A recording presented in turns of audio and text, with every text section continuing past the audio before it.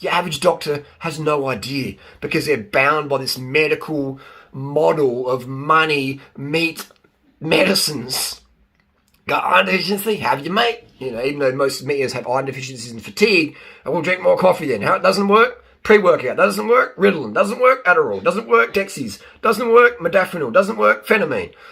Now you're feeling stressed, anxious? Alright, here's Topamax, here's Zoloft, here's Prozac. Dick don't work. Here's Viagra, here's Cialis, here's testosterone, here's Sustanon, here's Andron. Like, got high blood pressure now, here's some beta blockers, here's this, here's that. Whoa, you got your heart's done. Alright, let's do a bypass. Oh, let's do a heart transplant. Oh shit, you're dead?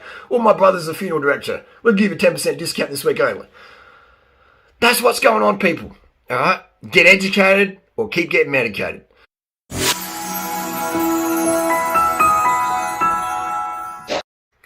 Okay, so we have a video here. Oh, man. Oh, it's just getting better and better and better. I've been vegan 19 years. Let's have a look. Vegan athlete. Like, not just a vegan, not just some anemic. I've been a vegan athlete for 19 years. Kickboxing, running marathons, racing bikes, winning bike races, crits to 24-hour races. Vegan athlete, 19 years, riding around the world. Across Australia, blah, blah, blah, blah, blah. Vegan athlete here. So speaking with some experience. This one here, hypogonadism and erectile dysfunction associated with soy consumption. So they're trying to say that hypogonadism and erectile dysfunction is associated with soy product consumption. A soy boy has erectile dysfunction and hypogonadism. That's what they're trying to associate with. Now, this is from the nutrition case report in August 2011. Now remember, PubMed science is taken with a pinch of salt because we know the context and the personal bias is evident in all of today's science. Science has been corrupted, personal bias, money, etc. Let's have a look here. So, previous research has focused on the benefits of soy and its active ingredients, isoflavones. For instance, soy consumption has been associated with lower cardiovascular risk and breast cancer risks. However, the number of reports demonstrating adverse effects on isoflavones due to their estrogen-like properties has increased. We present the case of a 19-year-old type 1 diabetic. So this is a guy, all right, and then this is no shame to any type 1s out there. I've interviewed plenty of type 1s on my channel over the years. We've got Ben, we've got Robert Barbaro.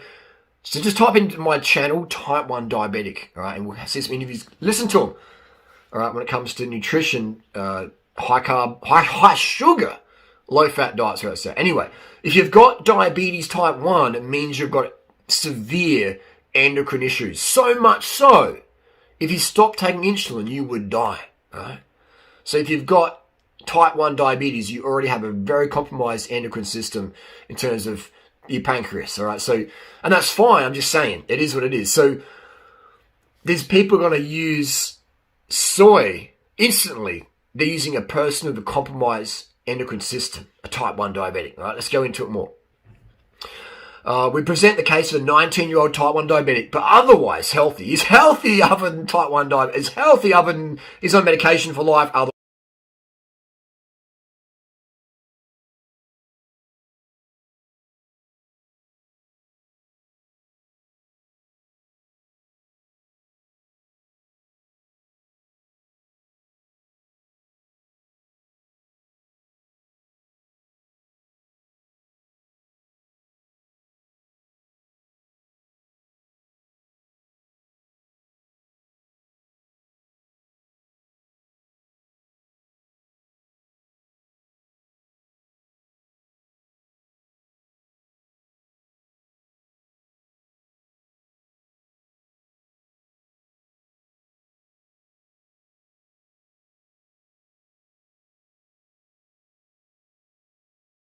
Otherwise he would die. Otherwise he's healthy. That's just like, you know.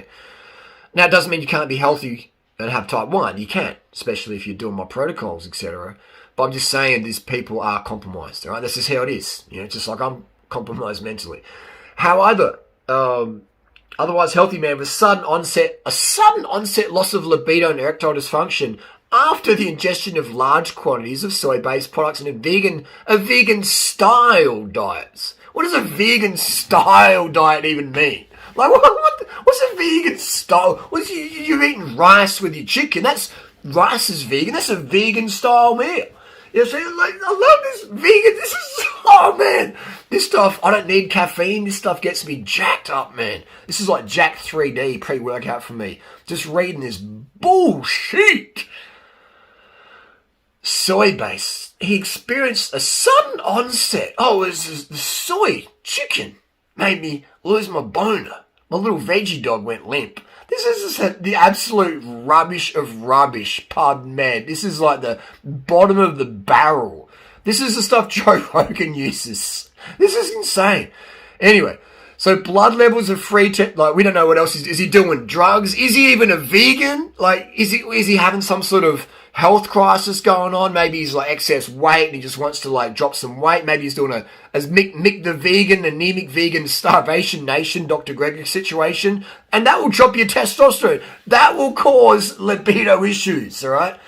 I would be totally fine with if Mick the vegan, etc. was hanging out with my girlfriend, because you know that guy, he ain't going to be trying to cut your lunch, because his libido would be like, you know, that of someone who has low carbohydrate and orthorexia. Low. And that's fine. Yeah, nothing wrong with that. I'm just saying.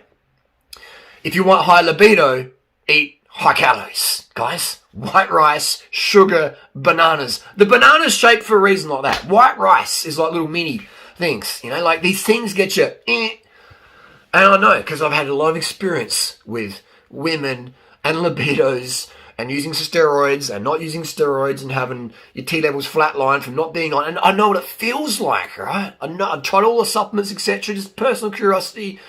I can speak from personal experience, all right? What it's like to have threesomes and groupies and psycho fangirls and their boyfriends making documentaries about you because of your bedroom pursuits and conquest. So this is a personal subject I really enjoy talking about. And it's got me a lot of trouble over the years. So blood levels of free testosterone, total testosterone, and DHEA were taken at the initial presentation for examination and continuously monitored for 2 years after discontinuation of the vegan. Hang on, you said vegan style, now you're saying vegan? Like, which one is it? Cash or credit? Vegan or not vegan? Vegan style? It's like, yeah. So see what they're doing? They're sort of weaving the conversation. They're sort of like, if I was the judge in court, I'd be like, hang on, barrister boy, you said vegan style, now you're saying vegan, which there's a big difference there. There's a big difference. A Big Mac is a vegan style burger. It's got the bread, it's got the lettuce, it's got tomatoes, it's got the pickles, but it's got that bigger slib of dead animal in there as well. So it's vegan style, but it's not vegan, alright? So there's a big difference there. There's a big difference. Remember that person, Leah Keith, the vegetarian myth, who claimed she was a vegan, but she wasn't even a vegetarian. She was eating eggs and cheese every chance she got. Her own quote there. In the first bit of a book, I ate eggs and cheese every time I could. Like, what? And they use her as an example of a vegan. And she wasn't even a vegetarian. Anyway, because the cheese had rentiness. It's just a good shit show out there, isn't it? Anyway, I try and teach my audience how to... I don't do any jump cuts. I don't do any script. This is just real world conversation going on there. If you know your shit, you don't need a script. That's just it. If you need a script, you don't know shit. Simple as that. You're just reading, parroting nonsense. You know, these people who do jump cuts after jump cut. Imagine if Vegan Gains or any of my critics out there who've tried, to trash me over the years, why don't they do a live debate doing on it? Because they hide behind script. And they read studies like this. Well, Durianrider, I'm reading a study from PubMed. Like, stop the PubMed talk from real life experience. Oh, you don't have real life experience because you live in your mum's basement. Okay, that's fine. Just admit it. Nothing wrong with living in your mum's basement. Just admit it. All right? Nothing wrong with living in your mum.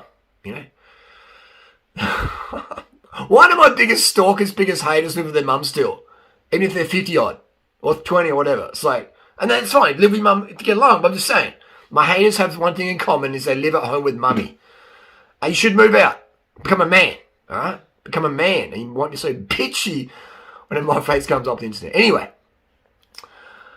Let's keep it real, house. So they've taken at the initial presentation for examination and monitored. So they took his testosterone and his free testosterone. And what about DHT? What about estrogen? What about estradiol?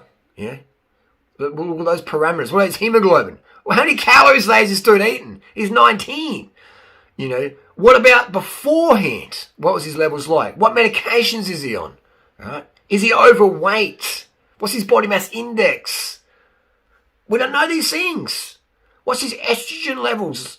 Has he got, has he been smashing the cheese in between his vegan meals? Who knows? There's so many variables here. Was he doing a water fast? Did he have anorexia? We don't even know this guy's body weight. How can you use an abstract without any body weight or fitness numbers to look at? We've got nothing to work on here other than he ate a vegan style diet. And even in the thing they say we ate vegan style and he ate vegan. It's like, so we can see how inaccurate these people are recording. Anyway, these parameters normalize after 1 year of cessation of a vegan diet. Was he even on vegan? You guys said vegan style. Normalization of testosterone were paralleled by...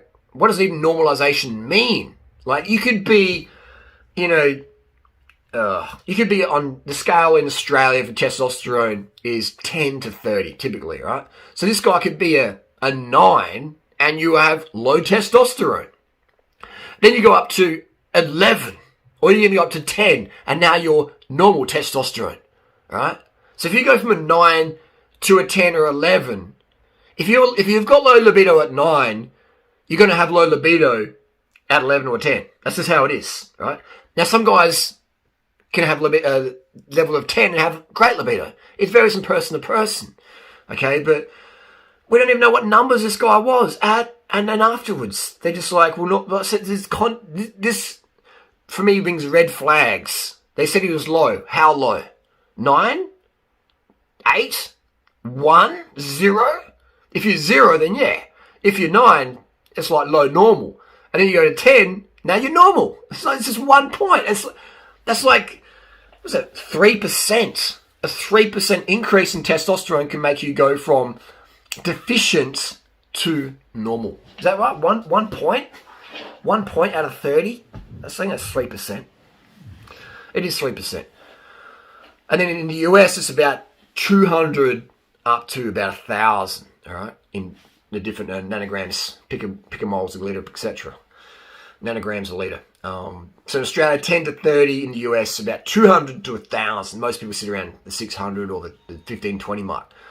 And this is why this is what baffles me here is that, there's people will say, well, look at the study. We don't know if the guy had anorexia. To repeat myself, we don't know if he had anorexia, bulimia. We don't know if he was obese. We don't know any of these things. We don't know what medications he's on. Anyway, the soy consumption is related to hyperglycemia. In this case, indicates that soy consumption. No, it doesn't, dude. It doesn't. Far out. And erectile dysfunction. To the best of our knowledge, this is the first report of combination of decreased free testosterone and increased DHA blood concentrations after consuming a soy-rich diet. Hence, this case emphasizes the impact of isoflavone. This is absolute rubbish. This is absolute nonsense. It's one little case report from 2011. Date doesn't matter too much. What matters is there's no context. There's no other variables discussed. What are his levels before and after? What are his levels today? What medications is he taking? Is he doing recreational drugs? Is he doing exams? Is he having issues with his girlfriend? Is he having issues with his sexuality? Maybe he's bi, maybe he's straight, maybe he's in the closet, maybe he's not sure what's going on. Maybe he wants to be transgender. Whatever. You're cool, that's fine. Just saying. There's so many variables here that affect libido and testosterone. Stress, maybe move back into his mum, or his abusive dad moved back in and he's getting beaten up or whatever. Like, it's just so many variables here that aren't even discussed, because you can't discuss that if you've been paid to knock the soy industry or the soy protein or whatever. Someone from Big Beef says, hey, look, who even are these researchers? Who knows? They've got a personal interest, don't they? Like, yeah, well, how can we make soy look bad? Here's a soy boy eating an almost vegan diet. He looks really unwell. He's got type 1 diabetes. His endocrine system's bad, but let's call him healthy anyway. Even though he's on medications, as mentioned previously, type 1 diabetes is so serious. If you stop taking your medication, if you stop taking your hormones, you die. Right? You could even die in a day, or a few hours, or a few days. All right? So type 1 diabetes is no joke. All right. Wow. Anyway, that's the rant. That's the rave. If you want to increase your testosterone, guys, move out from your nagging mum. stop drinking milk. Milk's full of estrogen. Estrogen, when your estrogen levels go up, your testosterone levels can go down. Because your body's like, well, I've got enough estrogen. Too much estrogen is bad. We'll just cut. Because if you've got too much testosterone, that can convert into estrogen. All right? So the hormones are very, very complex. Go to bed early, 8, 9 p.m. Get yourself a girlfriend who matches your libido. All right? And also matches your sexual fluidity, meaning that if you're just like, instantly aroused, you want to have someone who's like that as well. Because if you're instantly aroused and your partner, boy or girl, takes 20 minutes or 30 minutes or an hour to get going, and all these conditions, you'll be like, oh man, I just want to go now. I'm just so frustrated. And that can cause a lot of tension in relationships, men or women, okay? These are things you're not going to read on PubMed. What else? Get a job you like doing, man. All right? Be passionate about what you're doing. If you're not passionate about what you're doing, if you're going to feel like a loser, your T level's going to drop. How you hold yourself could raise your T. The Harvard study, they're like, posture, boom, raise your T. What else can raise your T? In my experience, getting enough carbohydrate. That's paramount. People are like, what about fats? Healthy fats? Carbohydrates. That's what gets libido going. You go to the countries with the highest breeding rate, Africa's, India, Asia's. They're smashing the white rice. The women are horny as rabbits. The men are horny as rabbits. And they breed like rabbits. And they're living on carbohydrate, high carbohydrate, mostly plant-centered nutrition with very, very low fat. And you go to the rural areas, man, boom. You go to the Uganda, highest fertility rate in the world. Excuse me, coughing up rice. Highest fertility rate in the world, Uganda. I'm not any stims, by the way. This is carved up energy and reading BS on PubMed, gonna be hyped up. Go to Uganda, the fertility rate's insane. What do they live on? Bananas, highest banana per capita consumption, Uganda. White rice and sugars. Your girlfriend could go there and just use a public phone and probably get pregnant just touching the handle. That's how fertile people are over there. All right, so just be careful. Go to Uganda. Make sure you have a vasectomy.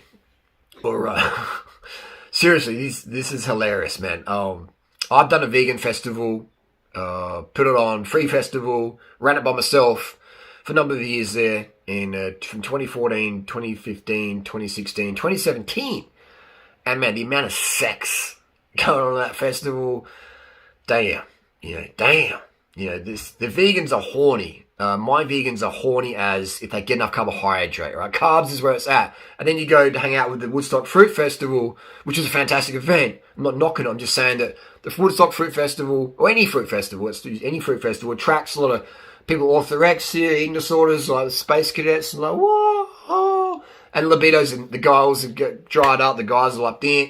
And it's not happening. There's not much going on. Chiang Mai, Mortal 4 Durianrider Festival, man.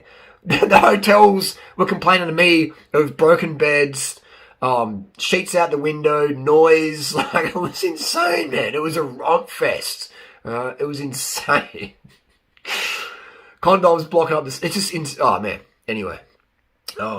Girlfriends, get rid of the boyfriends. Far out, man. It's still going on today. The drama, the sex scandal drama of Chiang Mai is still going on today.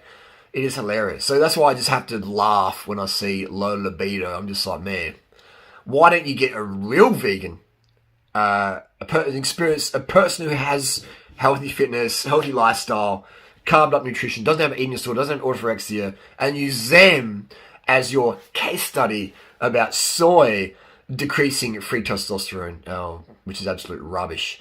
Anyone can have low testosterone. Low testosterone is an epidemic here in Australia. The amount of prescription testosterones out there is huge. Millions of young men are injecting testosterone every week. I've done it before. Personal curiosities, like to have a personal opinion on certain subjects. Safe to do so. Did my research on that. Talked to many endocrinologists over the years. Most endocrinologists, in my opinion, have zero idea. I was talking to an endocrinologist the other day, recording conversation, not prepared to use it. They were so poorly versed in human hormones. They've done the uni, got the doctorate, etc. But in real life experience, they were so arrogant, so undercarbed, making mistakes on paper, making basic mathematics mistake yours truly can understand. And point out, and you said that dosage, and you're yeah, not even able to own up there. Anyway. Most endocrinologists out there will say type 2 diabetes can't be cured or reversed or prevented or improved upon. They'll say you need to take medication for life. And type 1, that's the case. But you can also reduce your units. If you reduce your fat intake, you increase your insulin sensitivity. If you up your sugar intake, white sugar, white rice, fruit, it's all the same pretty much in terms of sugars. Grams per kilo, dates, 700 grams of sugars per kilo, rice, 7 grams of sugar per kilo, dry banana, 700 grams of sugar per kilo. All right, so if you decrease your fat consumption, you increase your insulin sensitivity. You decrease your insulin resistance. And the endocrinologist is just like, what? No. Like, I'm not a nutritionist. That's not my field. So I'm like, oh my God. And so people suffer because they put all their trust and all the power in the meds, in the doctors, in the medications, etc. And that's fine in certain situations where you're unconscious and you can't operate your leg. But in today's world of nutrition and exercise and early nights, you can do a bit of homework and get the opinion of your doctors and the medics and all that stuff, but also cross-check that with logic and common sense. And if you're going to take any medications, people, please look at the side effects. Maybe this guy was taking finasteride, all right, because he was losing his hair from his insulin diabetes medication. He's taking finasteride, which can lower your libido and create erectile issues. Like, there's so many medications this guy could be taking. Maybe he upped the dose of his insulin. That could cause issues. Like, there's so many possibilities and variables here. I would have loved to sit down with this person and go tick by one, like a nutrition detective, like I am, right? Nutrition performance detective, looking for the marginal gains. Where is this person losing? Where are they winning? How can they win more, lose less? These things, your average doctor has no idea because they're bound by this medical model of money, meat, medicines. Got iron deficiency? Have you, mate? You know, even though most meat have iron deficiencies and fatigue, I will drink more coffee then. How it doesn't work? Pre-workout doesn't work. Ritalin doesn't work. Adderall doesn't work. Dexies doesn't work. Modafinil doesn't work. Phenamine. Now you're feeling stressed, anxious? All right, here's Topamax. Here's Zoloft. Here's Prozac. Dick don't work. Here's Viagra. Here's Cialis. Here's testosterone. Here's Sustanon. Here's Andron. Like, got high blood pressure now. Here's some beta blockers. Here's this. Here's that. Whoa, your heart's done. All right, let's do a bypass. Oh, let's do a heart transplant. Oh, shit, you're dead? Well, my brother's a funeral director. We'll give you a 10% discount this week only. That's what's going on, people. All right? Get educated or keep getting medicated. Nothing wrong with certain medications. I'm just saying a lot of people take more than they need. Some people take more than they don't need. And I'm crazy. I don't need any caffeine. I don't need the stims. I just need to get on PubMed and have a laugh at some of the stuff out there. It's insane, people. Use your brains. Use logic. Don't just trust Joe Rogan. All right? Don't just trust what PubMed. Don't even just trust me. Use logic. How does insulin sensitivity work? Right? Fat coats the insulin receptor site. The sugar can't get into the cell as much. Blood sugar goes up. Insulin levels go up. It's not the sugar's fault. It's the fat's fault. Fat's blocking the door on the cell. Take the fat out of the diet. Sugar goes in. Blood sugar stabilizes. Fast insulin levels drop back down. That's called insulin sensitivity. This happens on a high sugar, low fat diet. Whole foods, what? Baked potato, higher glycemic index than white table sugar. Look it up. Anyway, a lot of people say, but you mean whole foods though, not fake sugars like cane sugar. Cane sugar is real. It's incredible for health. That's another whole video, but you lose people when you talk about that. When you tell people the truth, you lose a lot of people. You lose a lot of people who respect lies.